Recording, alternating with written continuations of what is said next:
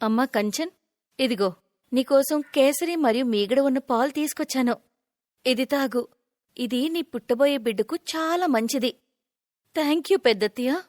అప్పుడే కంచన్ యొక్క చిన్న అత్తగారు అక్కడికి వస్తారు. ఓహో, చాలా సేవలు జరుగుతున్నాయి ఇక్కడ. నీ తిండాలు తాగడాలు అయిపోతే వంటగదిలోకి వెళ్ళి కొంచెం రేపటికేం కావాలో అన్ని కట్ చేసి పెట్టు. నిఖిల్ తెల్లవారు ఆఫీస్కు వెళ్ళాలి. ఇప్పుడే అన్ని కట్ చేసి పెట్టుకుంటే ఉదయం చేయడానికి ఈజీగా ఉంటుంది. వంటగదంతా శుభ్రం చేసి పడుకో, అర్థమైందా? లేదంటే వంటగదంతా కాకరోచులు ఒకదానికొకటి తోడై ఎక్కువైపోతాయి. అలాగే అత్తయ్య. కంచన్కి 2 అత్తగారులు, ఆశా మరియు ఉర్మిళ. కంచన్ వాళ్ళ ఆయన పేరు నిఖిల్. నిఖిల్ వాళ్ళ నాన్నగారు 2 పిల్లలు చేసుకున్నారు. మొదటి భార్య ఆశాకు పెళ్ళైన 8 సంవత్సరాలకు కూడా ఎవరు పిల్లలు పుట్టలేదు. అయితే పిల్లల మీద ఆశతో అతను ఉర్మిళని మళ్ళీ పెళ్లి చేసుకున్నారు. నిఖిల్ని పేరుకే ఉర్మిళ కన్నది. తన మంచి చెడు అంతా కూడా చిన్నప్పటి నుంచి ఆశాయే చూసుకుంది. ఆశ శాంతి స్వభావం గల మనిషి. ఆమె కంచన్ను చాలా బాగా చూసుకునేది. ఇక కంచన్ తల్లి కాబోతుందని తెలిసి తన్ని ఇంకా ముద్దుగా చూసుకోవడం మొదలుపెట్టింది. కాని ఉర్మిళ మాత్రం కంచన్ని ఎప్పుడూ ఏదో ఒక పని చెప్పడానికి పిలుస్తూ ఉండేది. ఏ కంచన్, నువ్వింకా హాలే శుభ్రం చేస్తూ కూర్చున్నావా? అరే, సాయంత్రం అయిపోతుంది.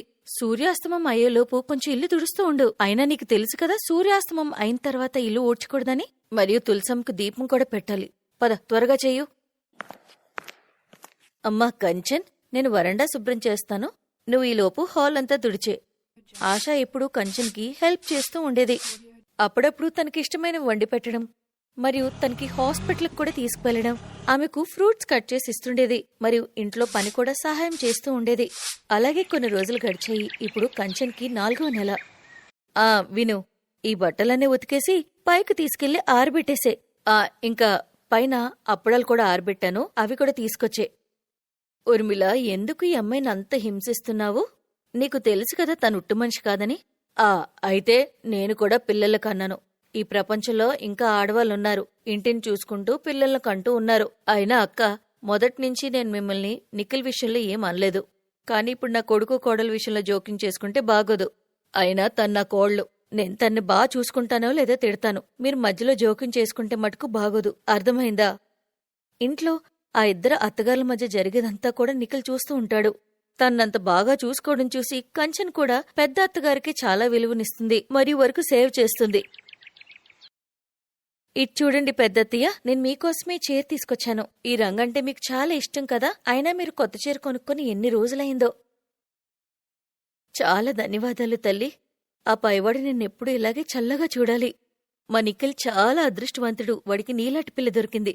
వాళ్ళ మాటలన్నీ కూడా ఉర్మిళ వినేస్తుంది. వీళ్ళ బంధం రోజురోజుకి బాగా పెరిగిపోతుంది. కానీ నేను వీళ్ళిద్దరి బంధాన్ని గాజులా చీరేస్తాను చూడు.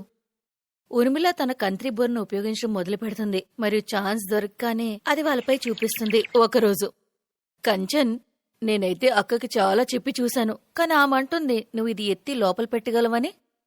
కానీ అత్తయ్య, అంత బరువు ఇలాంటి టైంలో. అయినా పెద్దత్తయ్య అలా అన్నారంటే నమ్మలేకపోతున్నాను. అదే కదా, అదే నువ్వు తన సొంత కోడలువైతే తనెప్పుడు ఇలా చేసేది కాదు. నువ్వు సొంత పిల్లవు కాదు కదా, అందుకే ఆవిడలా అన్నారు. నాకు తెలుసు, మన వంశం ముందుకు వెళ్లడం ఆమెకు అస్సలిష్టం లేదు. ఈ సిలిండర్ని నేనే లోపల పెడతాను. నా కోడలువంటే నాకు నీ గురించి టెన్షన్ ఉంటుంది కదా. అయితే ఉర్మిళ ఆశా మీద లేనిపోనివన్నీ చెప్పి తన మనసు మార్చడానికి చూసింది. కంచన్కి ఆమెలో ఇంత మార్పు చూసి నమ్మబుద్ధి కాలేదు. అయితే 2 రోజుల తర్వాత నిఖిల్ కంచన్ కోసం చీర కొంటాడు మరియు ఉర్మిళ నెమ్మదిగా చీర తీసి ఆశా బెడ్ పైన పరుస్తుంది. ఆశా గాఢమైన నిద్రలో ఉంటుంది, అందుకే ఆమెకేమీ తెలీదు. ఉర్మిళ కంచన్ను పిలుచుకొని వస్తుంది. అది చూశాక కంచన్కు చాలా కోపం వస్తుంది. పెద్దత్తయ్య, ఏంటిది? ఈ చీర నిఖిల్ నా కోసం ఎంతో ప్రేమగా తీసుకొచ్చారు. నేనిది శ్రీమంతంకి వేసుకుందాం అనుకున్నాను, కాని మీరు... అది ఇక్కడికి ఎలా వచ్చిందో నాకు తెలియదు తల్లి. మీరసలు నాతో మాట్లాడకండి. ఇద్దరి మధ్య వచ్చిన ఈ అపార్థం చూసి ఉర్మిళ చాలా సంతోషిస్తుంది. ఇలా కాలం గడిచింది. ఒకరోజు ఆశ కంచన్ దగ్గరకు వచ్చింది.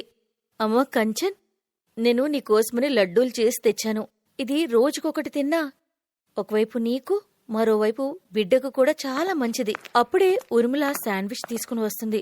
తీసుకోమ్మా, నాకు తెలుసు నీకు గ్రిల్ శాండ్విచ్ తినాలని ఉన్నదని. నీకిది చాలా ఇష్టం కదా, తీసుకో, ఇది తిను. అత్తయ్య, నేను మీరు తెచ్చిన శాండ్విచే తింటాను. మరి పెద్దత్తయ్య, ఆ లడ్డూలు మీరు తీసుకెళ్ళిపోండి, నేను తినలేను. ఉర్మిళ వాళ్ళిద్దరి మధ్య ఉన్న గొడవను చూసి సంతోషిస్తుంది మరియు కంచన్ పెద్దత్తయ్యతో ఇంకేం మాట్లాడదు. కొన్నాళ్ళు అలాగే గడిచాక కంచన్ శ్రీమంతం దగ్గరకొచ్చింది. అందరూ వచ్చి కంచన్ని ఆశీర్వదిస్తారు. అయితే అప్పుడే ఆమెకు దాహం అనిపించి వంటగదిలోకి వెళ్తుంది. ఆమె లోపలికి వెళ్తుండగా ఆశాలాగే చీర కట్టుకుని ఉర్మిళలా అక్కడికి వస్తుంది మరియు మూతికి మాస్క్ వేసుకుంటుంది. వెనక నుండి ఆమె చేయిని పట్టుకుని తిప్పేస్తుంది. ఈసారి కాస్త గట్టిగానే తిప్పుతుంది. వదలండి పెద్దత్తయ్య, వదలండి. నాకు తెలుసు మీరీ పని ఎందుకు చేస్తున్నారో. మీరు ఇదే అవ్వాలనుకుంటున్నారు కదా. వంశమంత పాడైపోయిందని. మీకంటూ పిల్లలే లేరు. జరగండి, నన్ను వదలండి. కాని అక్కడికి నిఖిల్ మరియు ఆశాదేవి వస్తారు. అప్పుడు విమల అసలు రూపం బయటపడుతుంది. దాని అర్థం ఇదంతా మీరే చేస్తున్నారా? మరియు పెద్దత్తయ్య మీద చెడ్డగా చెప్తారా? ఛీ, మీరు సిగ్గుపడాలి. అమ్మా, నువ్వు నన్ను కన్నావు కదా, కాని పెద్దమ్మ మాత్రం నన్ను బాగా చూసుకున్నారు. దానికైనా కొంచెం మర్యాద ఇవ్వాల్సింది. ఈ రోజు మాత్రం ఆ హద్దులన్నీ దాటేశారు. నాన్నగారు ఇది చూసి చాలా చింతించాల్సి వస్తుంది. నన్ను క్షమించండి పిల్లలు. అది నేను వీటన్నిటిలో పడి ఏది మంచి ఏది చెడు అని కూడా మర్చిపోయాను. నేను చేసిన తప్పుకి నేను బాధపడుతున్నాను. నన్ను క్షమించండి అక్క. నేను మీకోసం ఎంత చెడు అవ్వాలని కోరుకున్నానో. నువ్వు చేసిన తప్పు నువ్వే తెలుసుకున్నావు, అది చాలు. అవును అత్తయ్య మరియు పెద్దత్తయ్య, మీరు కూడా నన్ను క్షమించండి. ఇప్పటివరకు నేను మిమ్మల్ని ఎలా చూశానంటే. కంచన్ ఇలా అంటుండగానే ఆమెకు గట్టిగా నొప్పులు మొదలవుతాయి. ఆమెను హాస్పిటల్కి తీసుకువెళ్తారు. కాసేపటికి ఒక అందమైన బాబును కంటుంది. 3 రోజుల తర్వాత కంచన్ హాస్పిటల్ నుంచి ఇంటికి వస్తుంది. అందరూ కలిసి ఉండి సంతోషంగా ఉంటారు.